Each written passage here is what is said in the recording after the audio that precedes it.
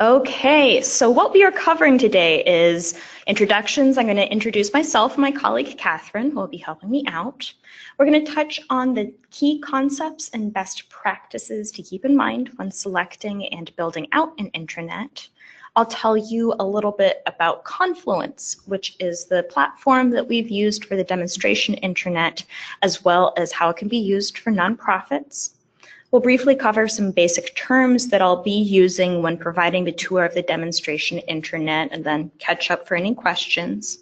We will actually tour the demonstration intranet, which will include a board portal and some board committees, a staff intranet, and then a couple of examples of areas specific for operations within that intranet. At the very end, we will cover pricing for 501 Commons for consulting with you and building this out, and open it up for other questions. Okay, so introductions. I am the person on the left. My name is Lucinda Stroud, and I'm the Information Systems Analyst at 501 Commons, which means that I help create repeatable processes for nonprofits and then find and adapt technology tools to support those processes. Catherine, can you introduce yourself? Good afternoon, everyone. My name is Catherine Nueva España, and I'm the Arts and Development Program Manager at 501 Commons. We're so glad you could join us this afternoon. And my role at 501 Commons, I work with a lot of different organizations of different sizes on processes and collaboration tools as well.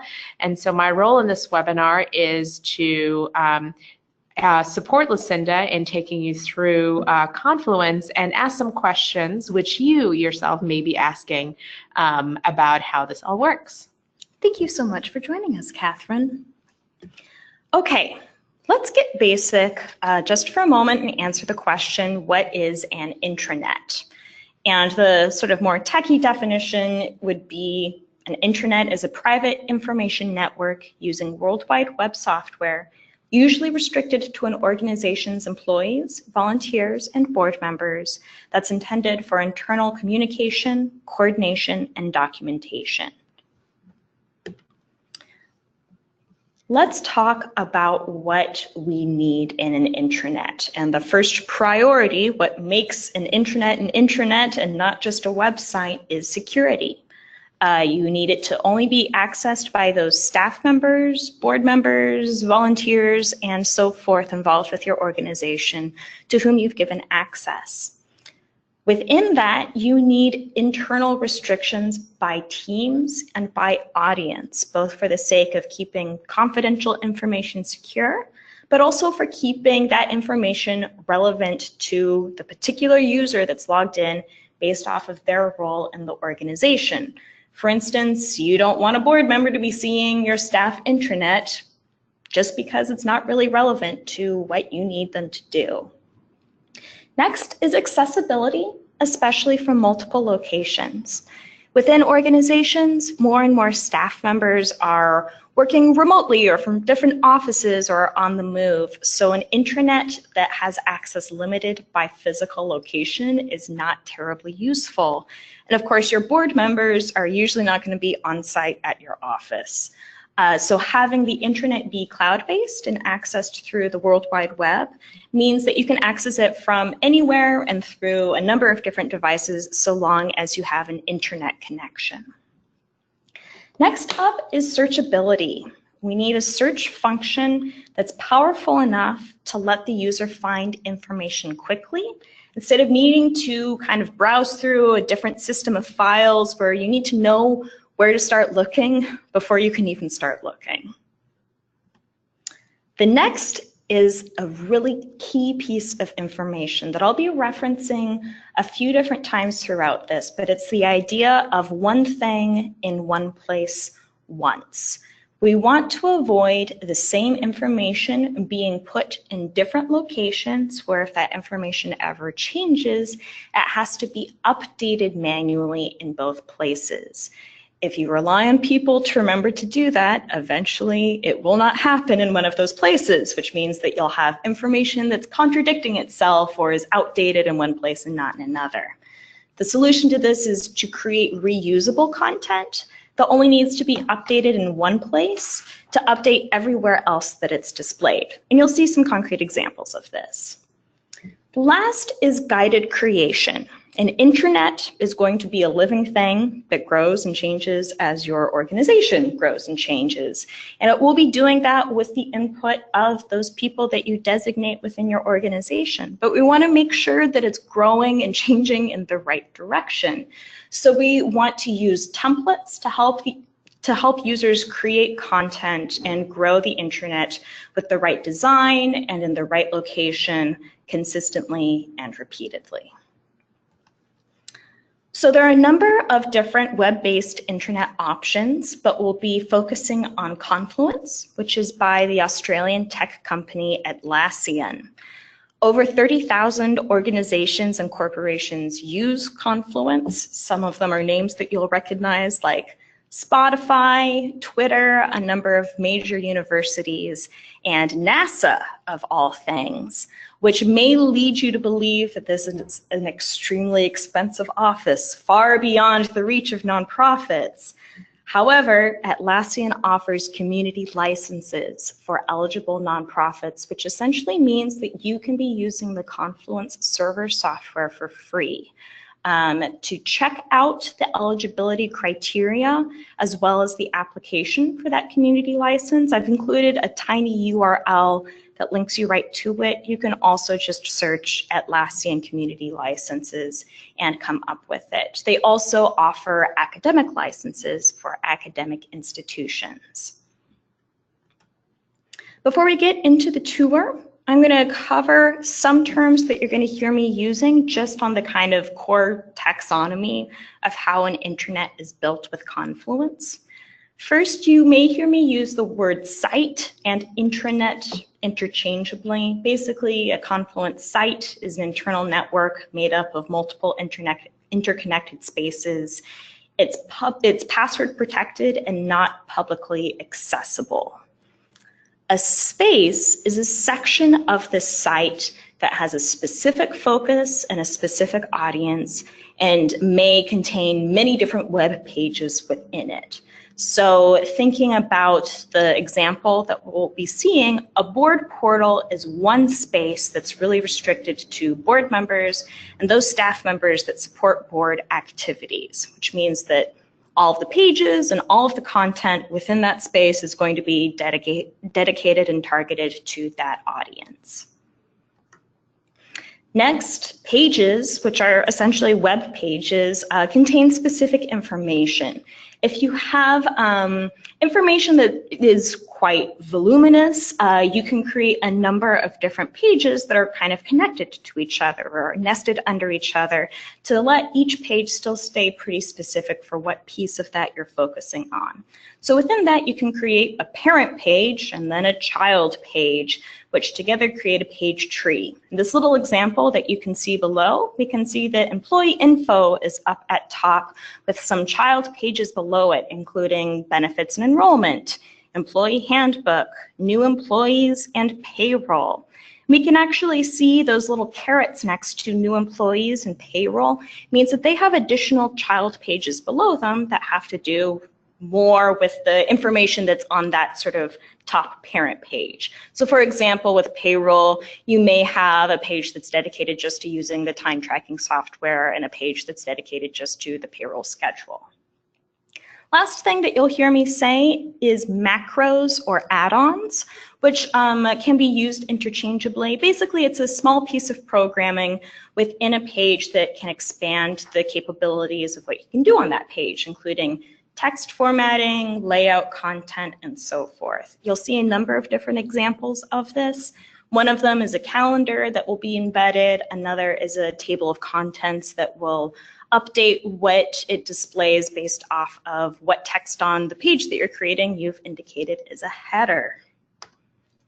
We're going to pause right now to see if there are any questions just over what we've covered so far. In the interest of time, if it's a question that I know is going to be best answered just within the demonstration, I'll let you know, and then we'll kind of return to it at the end if it hasn't been answered by that.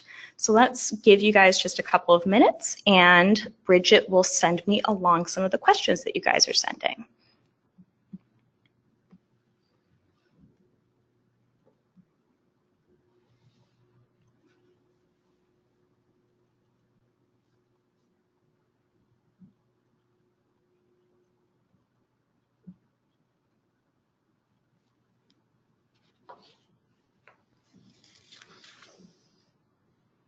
Okay, it's looking like no one has any questions at this point, so we're going to move on. Again, we can revisit this more at the end.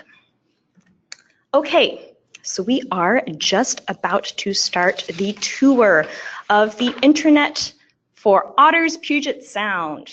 Otter's Puget Sound is a fictional nonprofit based in Seattle with 3 other branches in the Puget Sound area. It has a board, it has a number of full-time employees at each branch, and it also has new interns at every branch every semester, which I've added as an example for nonprofits that may have an internship program or ongoing volunteer support where people are kind of cycling through regularly. So one second while we switch over to the site. Great. So right now we are logged in as Michael Kepner, who is the Deputy Director of Otter's Puget Sound. Because he's a staff member, we can see that when Michael logs in, his landing page is the home page of Otter's Puget Sound staff.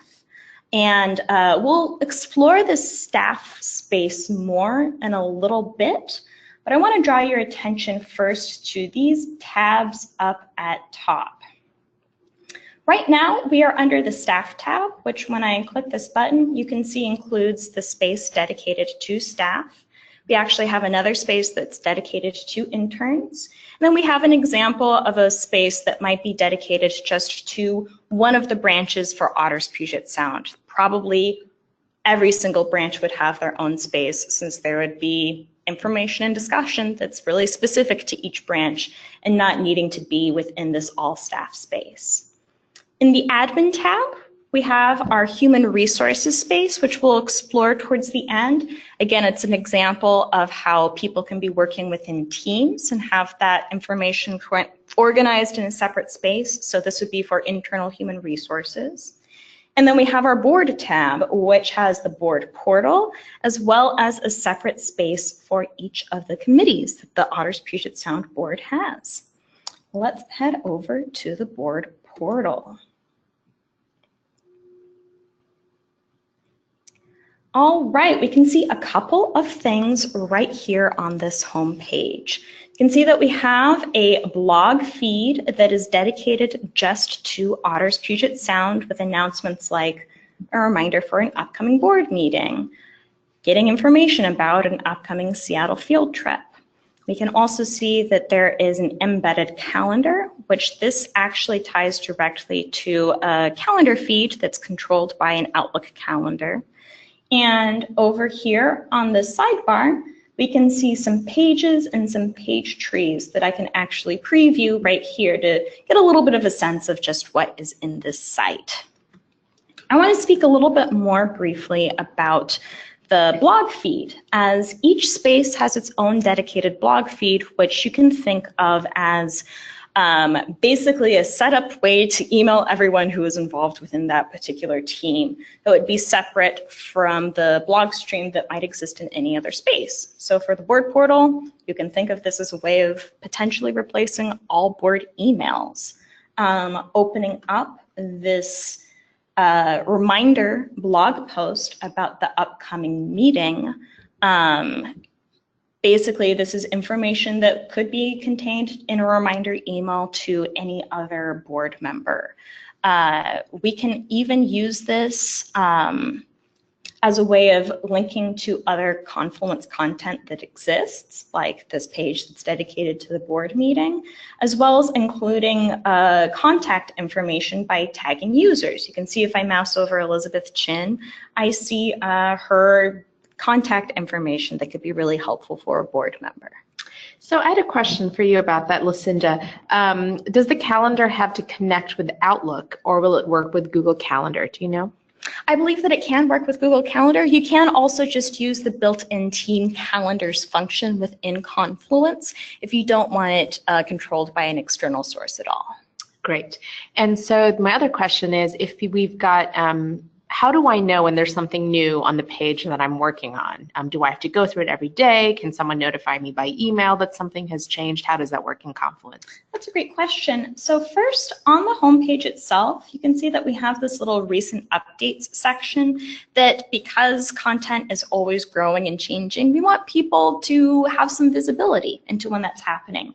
So some of that is going to be displayed on the page itself. We also have the option of email notifications, where you can get kind of a daily digest of what's changed in those areas that you have permission to view.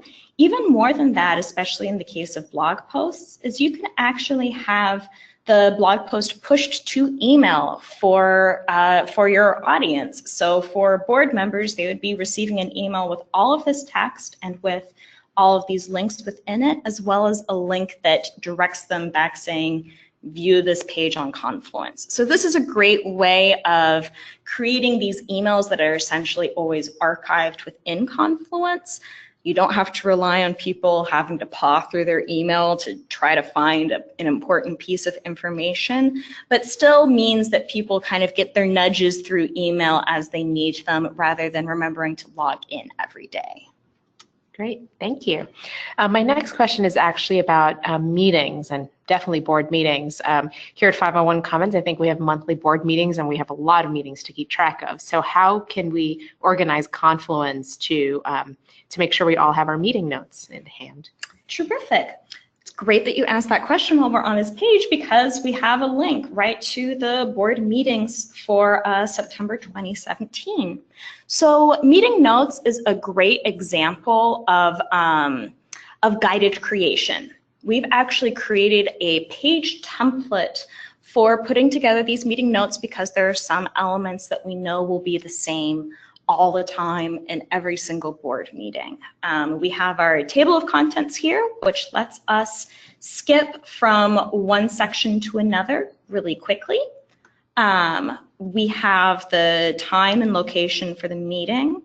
We have the template for the agenda, which also gives whoever's creating this agenda kind of a roadmap for what to be sure to include every time. We have the consent agenda, which can include both links back to a page, like the minutes from the last board meeting, but can also include attachments. For instance, the executive director's report, you can actually just open that up as a preview and take a look at it here. So you don't necessarily even need to email these documents, although you certainly can if you want. Board members do have the option of downloading them to their desktop if they want them, but they can also view them in preview mode here. Something else that we are able to create within Confluence are customizable forms, which forms are a fantastic way of requesting information, and meaning that you will get it in the form that you need it to take action. In this case, we've created an RSVP form for board members, asking some questions with some logic that's based off of them.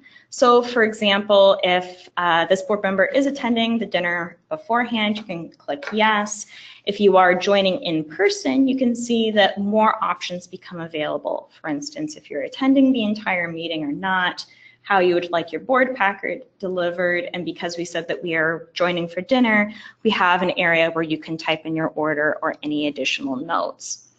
Clicking submit means that all of the information that the person has added on this form is sent as a tidy email to Elizabeth Chin, who is the board liaison for Otters Puget Sound, and that means that she has the answers to all of the questions that she would need in one concise email, rather than needing to go back and forth with each person kind of clarifying, oh, this is when you're coming in, oh, you're gluten-free, that sort of thing. It can also be set to send an email as a confirmation to the person who submitted it, so they have a reminder that they have actually done the thing that they need to. However, all of this, as I mentioned, is templated, so you don't need to start from scratch the first time, which is fantastic. The last thing that I'm going to touch on very briefly just for these meetings is we can see here that we have this link to the minutes from July 2017. So let's click through We have our sample meeting notes, which again, you can kind of include this way of tracking attendance, which again is templatized, as well as these different sections that you can edit as you need to in every page created from the template. But it's a great way of, again, knowing kind of placeholders for what needs to happen. You can include attachments that, especially if they're more graphics heavy, like a PowerPoint or a flyer or something, you can also sort of see a little preview of it even before you click through. But you can see that this is actually a child page of the July 2017 board meeting. This could be in case you need to export and print your board minutes separately.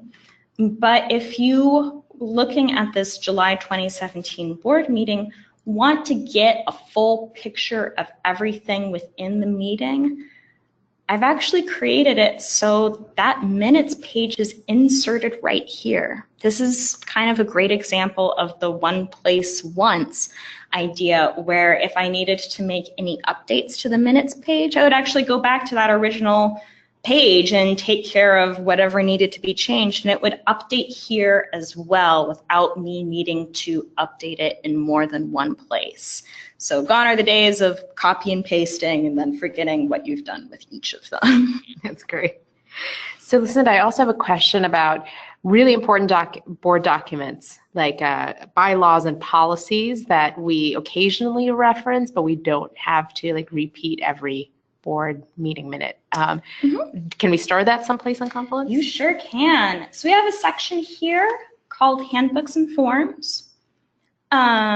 You can see that we have a couple of different examples. Like I showed earlier, you can just keep attachments right here, especially for documents that you don't update that often, but you want people to be able to find quickly and easily, like your bylaws and your articles of incorporation.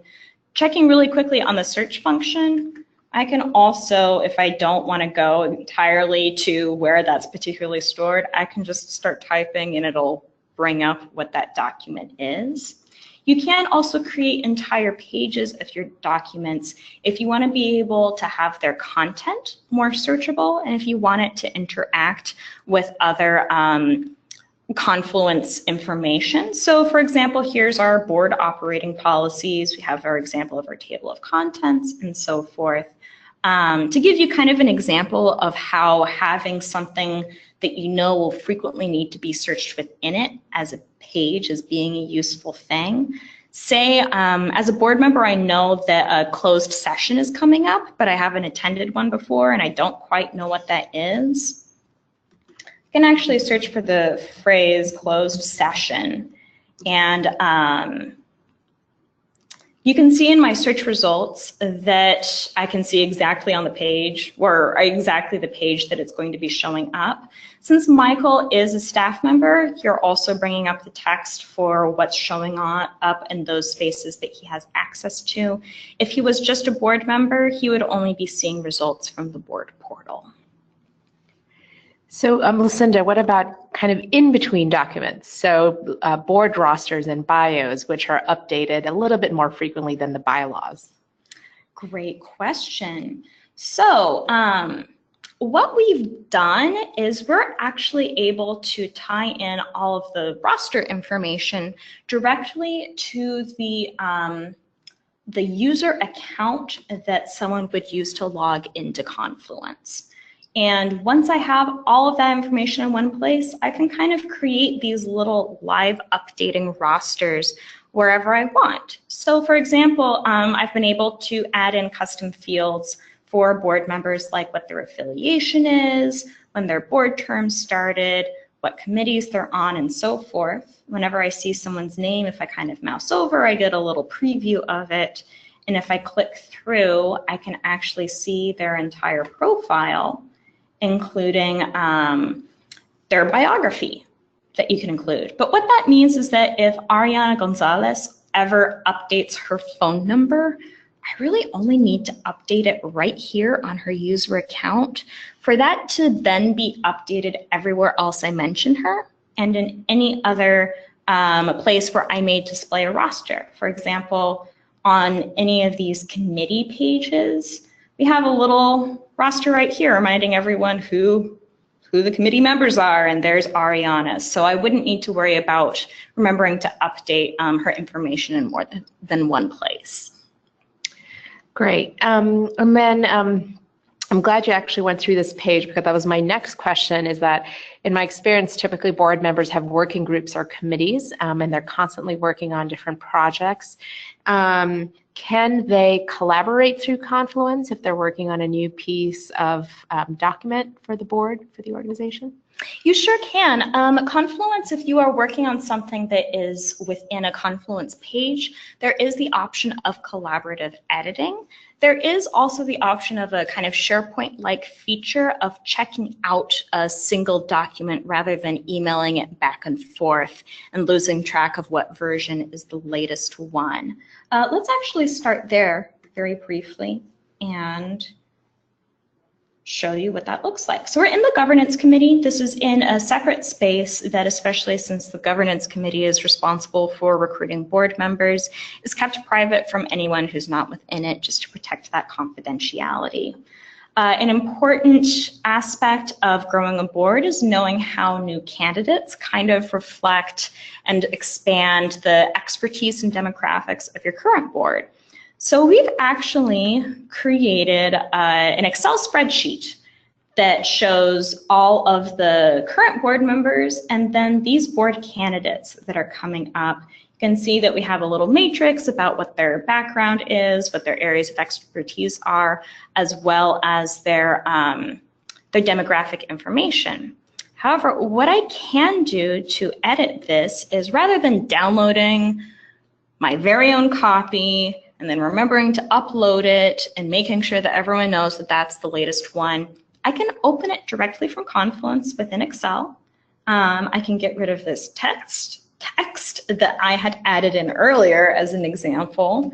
So I'll get rid of that, and we'll actually add in a second one, test 2.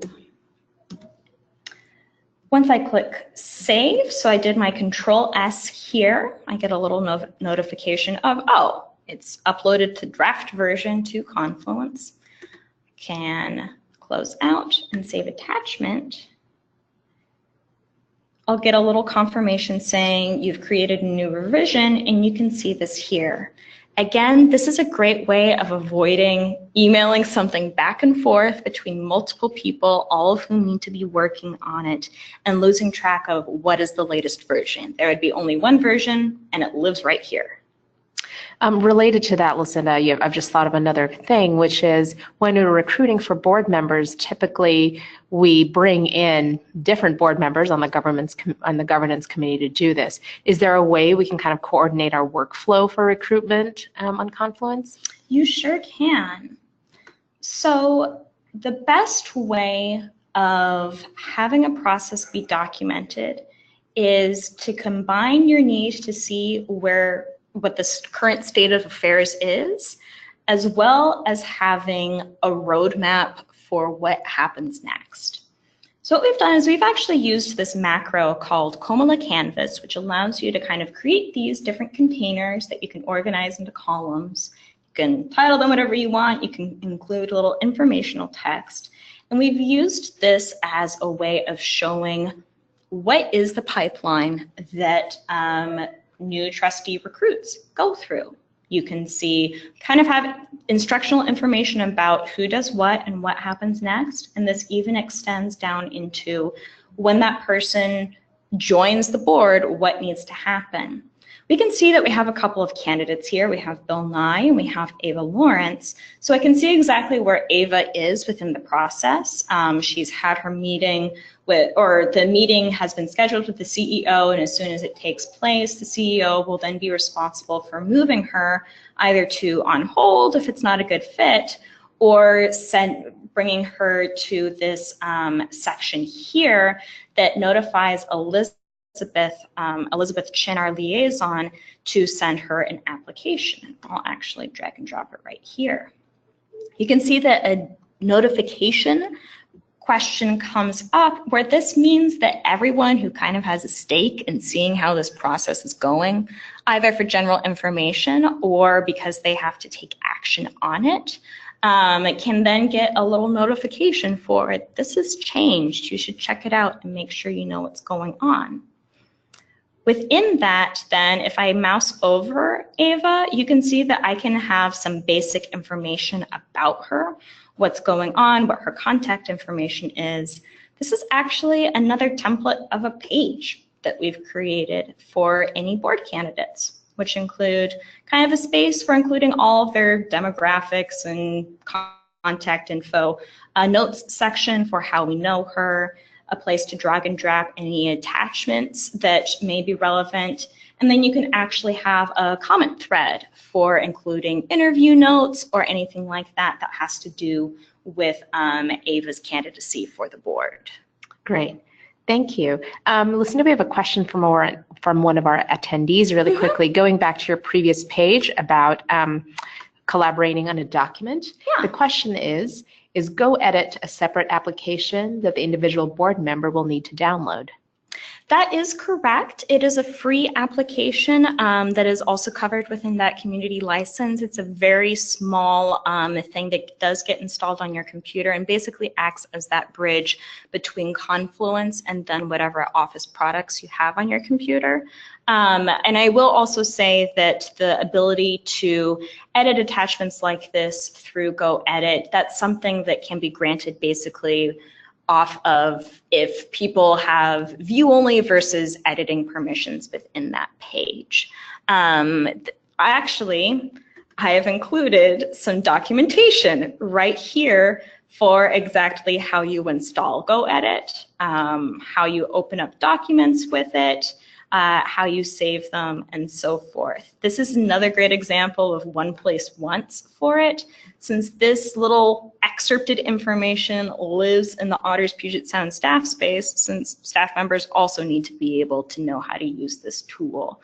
But I can excerpt it and have it show up in a number of different locations. That's great, thank you. So I'm really excited about this board space, but can we move over to the staff space? We sure can. Really quick, what I'm going to show first is just what it would look like if an actual board member was logged in.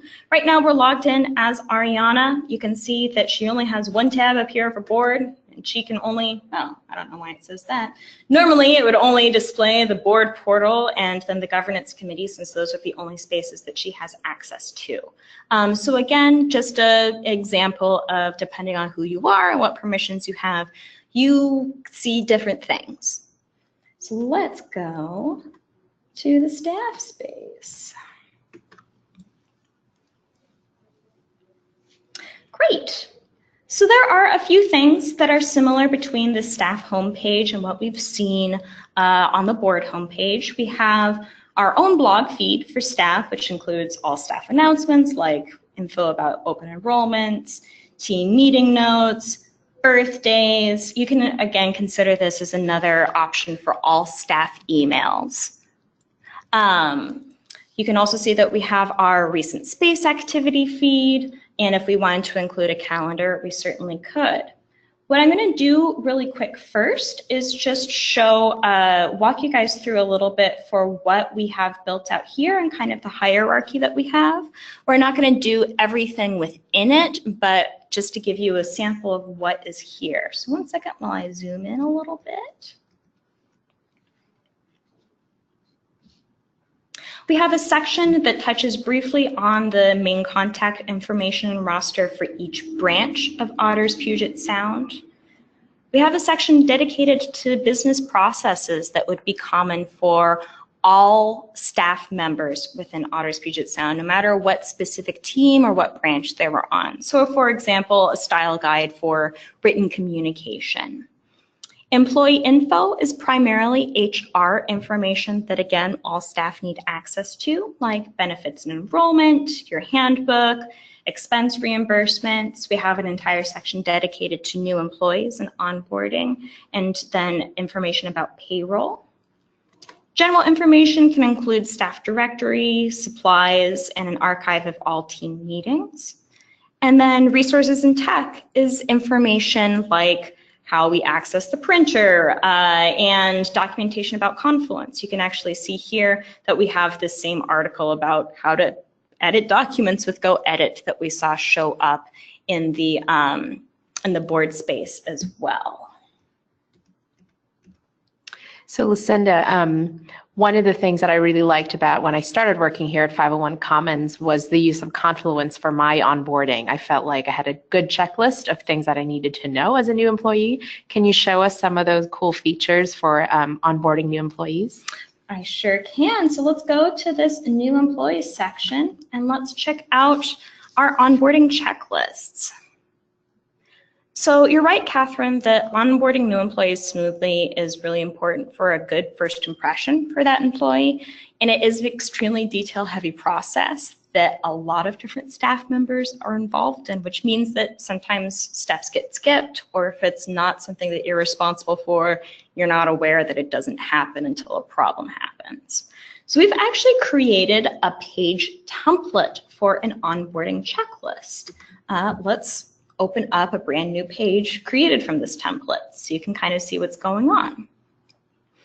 Like I said, the best template always gives you a roadmap for what should be going on that page where. So I know that the naming convention is including the name of the new employee and onboarding.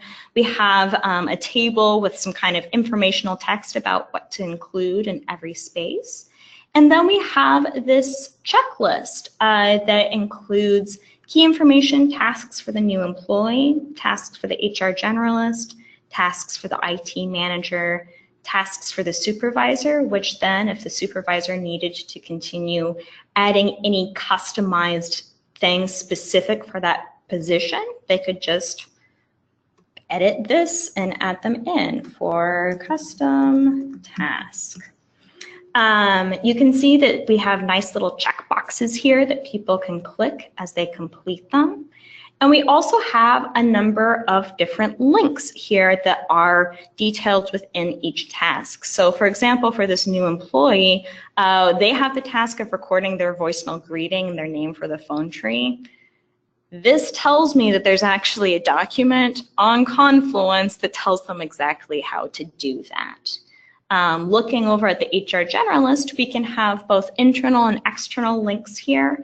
For example, a link to the employee handbook, a link to some of the external links that are needed for the background check, like Watch, the Sex Offender Public Registry, as well as to a number of forms, either internal or external, like the I-9 from the IRS website, or the form that that employee needs to include for direct deposits. This is one example of a checklist. We would be creating these as a custom for your nonprofit based off of kind of who does what and who should be able to see what. But it's a great example of a very simple tool that then can be married very tightly with your intranet as a way to continue on with it. Great. Can we do like other kind of to-do lists? Like, can we order supplies and things like that through this through the staff page, for instance?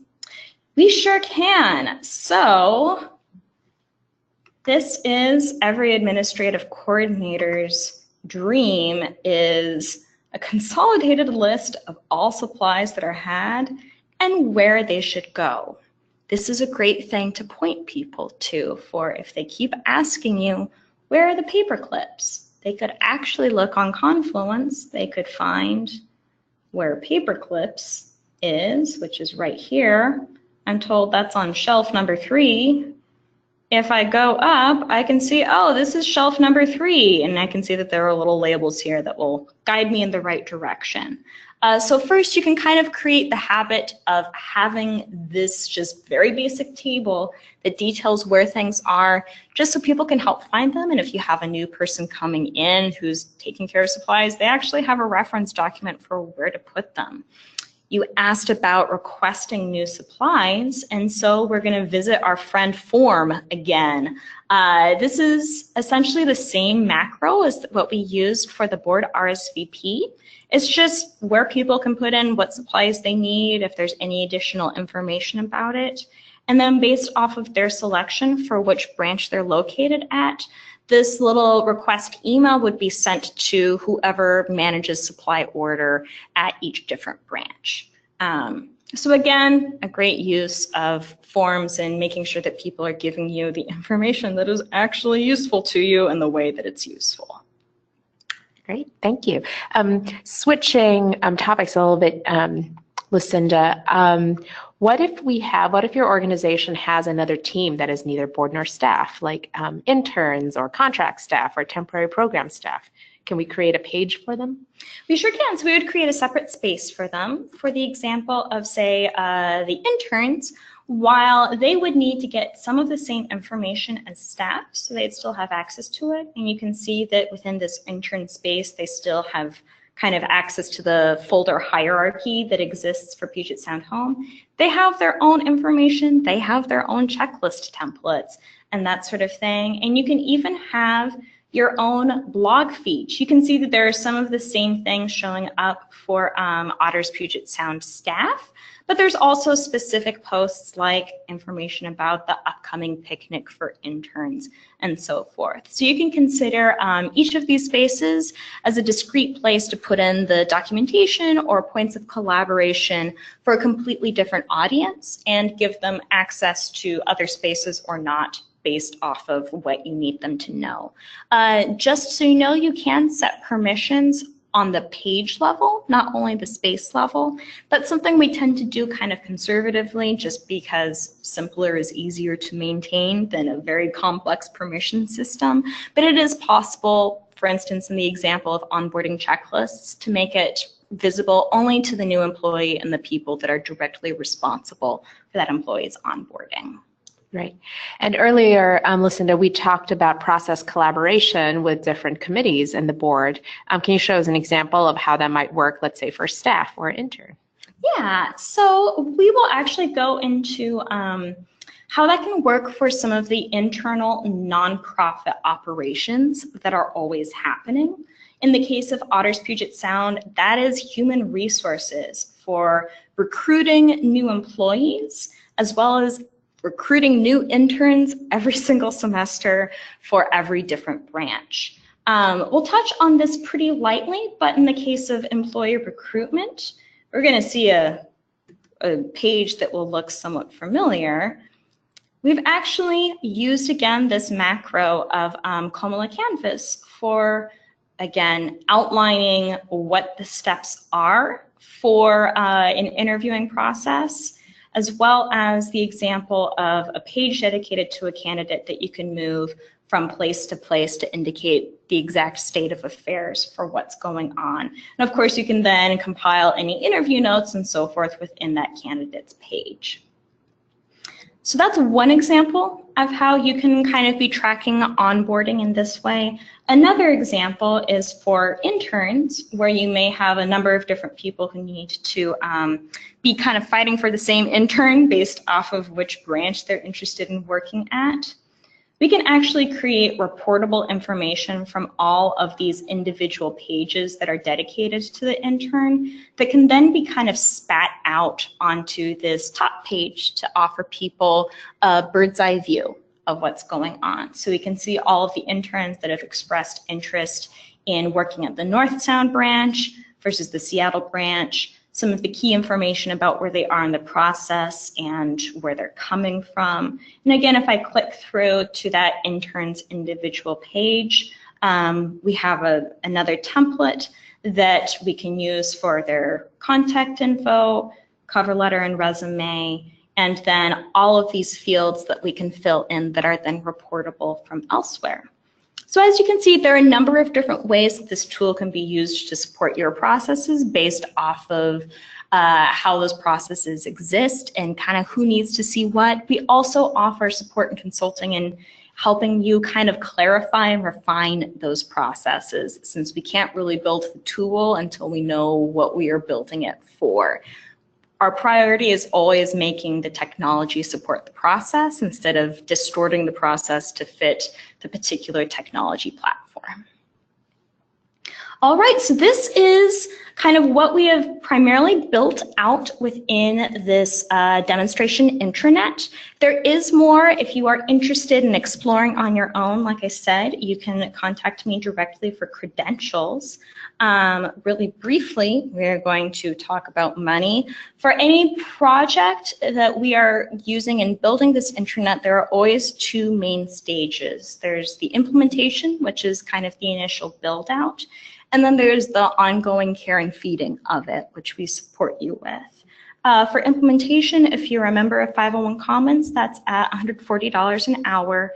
And to give you a sense of kind of the time that it usually takes, a single section of a intranet, so say a board portal and the committee spaces, or a staff intranet plus a couple of administrative spaces, is usually in the ballpark of 40 to 60 hours, although of course that scope will vary depending on your organization and the complexity of what you're looking for. Once that is built, we are available for ongoing support, both for some high-end kind of administrative tasks, like making sure that the software is updated and backups are working and so forth, as well as ongoing coaching and specific small projects for helping your staff continue to curate and build out content within that.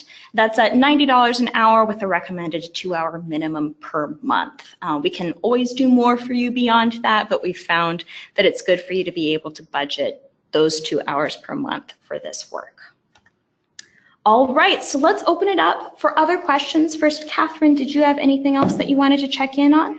We do actually. We have a question from one of our attendees going back to GoEdit. Yeah. If you have accidentally deleted or done something else untoward to a document, is there a document recovery or a previous version function in GoEdit? Within GoEdit, that is a little bit more limited than it is within doing some other editing within Confluence. One of the beautiful things about Confluence pages is that they do have a page history where it's very easy to compare different versions and actually restore different versions of pages. With in the case of attachments, just because it's an external thing, that's a little harder to do. So in that case, it's kind of a good thing to be thinking about for what approach makes the most sense for what you're working on and who's working on it, and kind of the level of trust there. I think there are some document recovery options that I still need to do a little bit more research into, but it's not a sure thing for that particular tool. Oh, I have just been notified that there are attachment versions and a way to restore both deleted pages and deleted or previous attachments. So the answer is likely yes, you could restore a prior version of an attachment that you've edited through GoEdit.